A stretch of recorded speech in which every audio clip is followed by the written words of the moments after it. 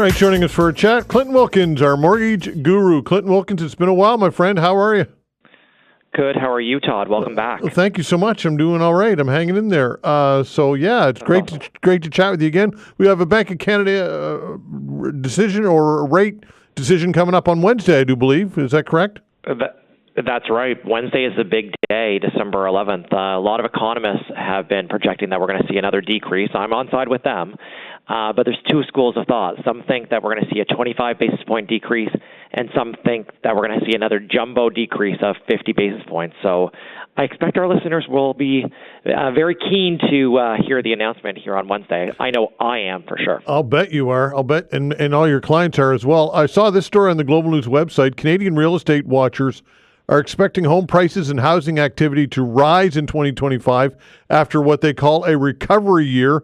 But the Bank of Canada's policy rate will still have sway over how quickly buyers come back. Here's the rub with all of this, Clinton, and you live with this day to day, that people are saying, well, I'm going to wait till rates bottom out, but in the meantime, competition for housing and prices for housing goes up when rates are dropping.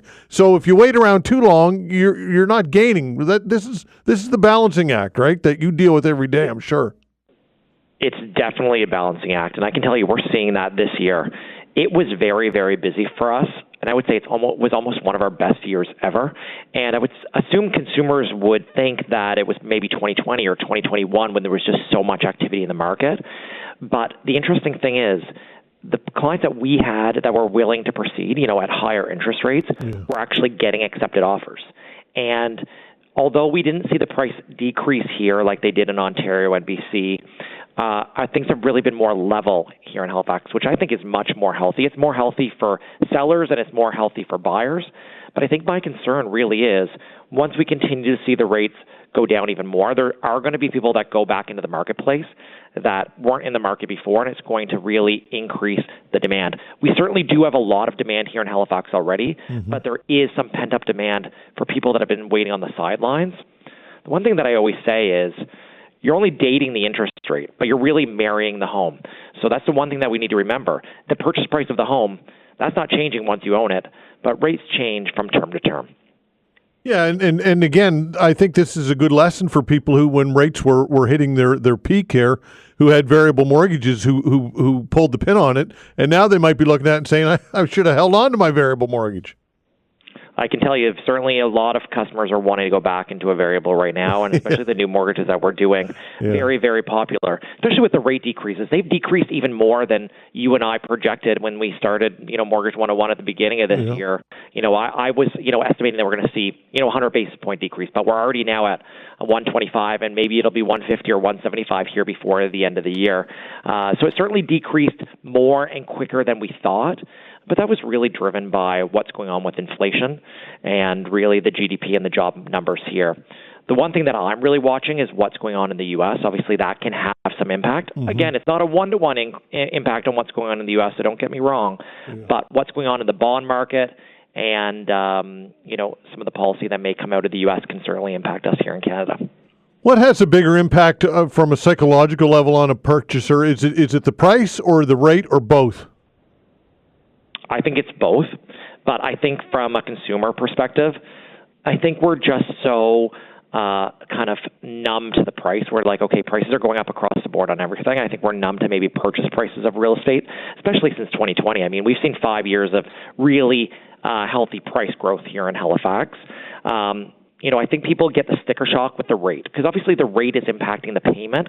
And I think sometimes consumers are more worried about that payment that's coming out of their bank account every day compared to the actual purchase price.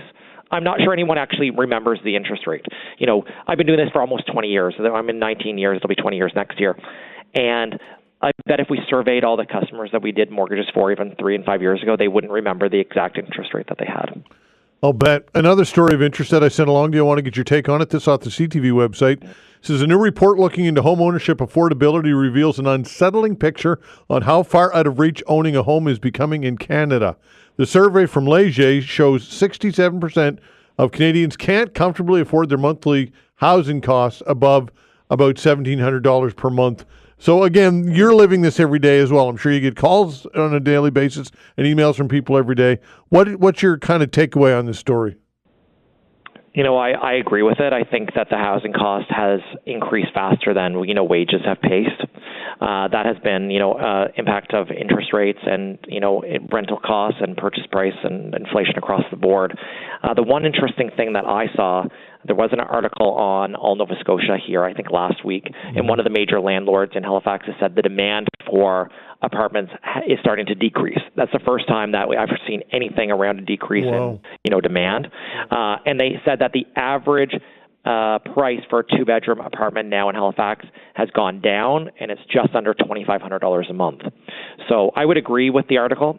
I think housing certainly is more expensive, and I think the percentage of a household's monthly budget more and more has gone to housing than in previous.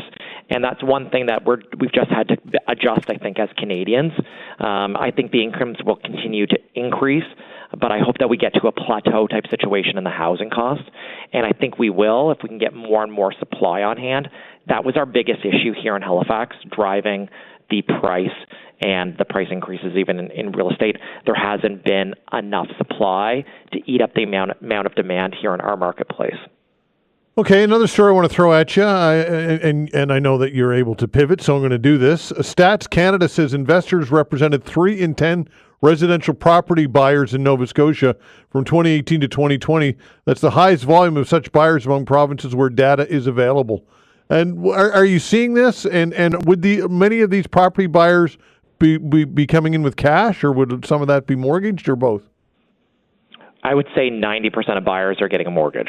It doesn't matter what type of buyer it is, people are getting a mortgage. Even the people that you think are independently wealthy and they can just pay cash for everything, they are still getting a mortgage because I think that's the prudent thing. They want to be able to write the interest off against, maybe the amount of rent that's coming in terms of the income. Sure. But the one thing I will say, I'm seeing a major slowdown in people buying second homes and rental properties due to the change in the tax scheme around capital gains.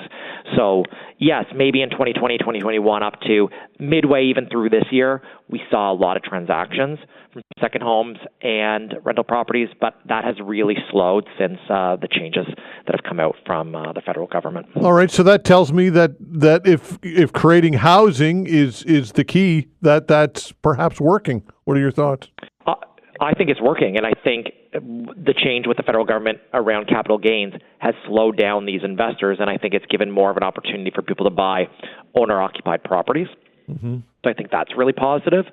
I think the challenge here in our market is we're just not pumping out enough real estate. There certainly is a lot of cranes in the sky, or are a lot of cranes in the sky here in Halifax. So I think we're going to see more rental stock coming on, and I hope that will then maybe free up some single-family homes that will become for sale. Just imagine if you're a little old lady or a little old man and you want to go into an apartment, but there's no apartments to have, you're not selling your home. Right. And these are the homes that typically maybe a first-time home buyer would be able to afford.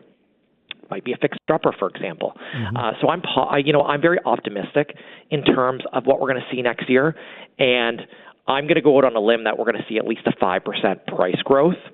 But I think the other thing that we're going to see, especially with the rates going down, is at least a 5%, if not more, activity in the market. So I think these two things together, I really think that next year is going to be one of the busiest years in real estate here in Halifax. And I think it might even challenge the numbers that we saw, for example, in 2022. So again, if people are just waiting for that kind of rock bottom rate in order to purchase, might not always be prudent. I think it is actually more expensive. Yeah. Maybe the cost of borrowing is less, but you can't change the price of the house once you own it. So I would really challenge the people that are kind of sitting on the fence. Q1, like the first quarter, January, February, March is a great time to buy. And even in December, we're seeing a lot of transactions now, Todd. And I will say from November, we haven't had a November this busy in years. This, I think, was really a symptom of this pent-up demand. But, with these people that were on the sidelines, I think now have started to come back into the marketplace. There's a lot of positive news coming out of the Bank of Canada. I think those rates are going to continue to decrease. The one message that I want to give to our listeners is, although variable rates may continue to go down, that doesn't necessarily mean that fixed rates are going to go down. They move completely independently of each other. And if you're really watching the bond markets, if anything, we might even see fixed rates increase and the variable rates decrease. So we just need to remember that they're not tied one-to-one. And the best advice from for a mortgage really comes from a mortgage broker. All right, and of course, we'll have lots to talk about in Mortgage 101 in the new year, which is always great. Yeah, it's going to be really, really good. We're going to have a great season here in 2025. It's hard to believe that we've now, I think, going on 7 years. Yeah. January, we're going to talk about Mary Detmus. And, it's been a challenging year, I think, for some people, especially from an economic standpoint around inflation. And consumer debt is at an all-time high. So we're certainly going to have a focus on that in January. And we're going to have some really good conversations about, how you can handle that and really what you need to do to have a healthy and secure 2025. Okay, looking forward to it, Clinton. Thanks so much, pal. Thanks, Todd. Have a great holiday if we're not talking. No, you and I will talk because I want to lock in. I know you're going away, but I want to spend some time with you so we can have some programming and have your voice heard over the holidays. So we'll be in touch. That's great. We'll get a date on for sure, and we'll chat with you very soon. Okay, pal. Talk soon. Take care. Clinton Wilkins, our mortgage guru.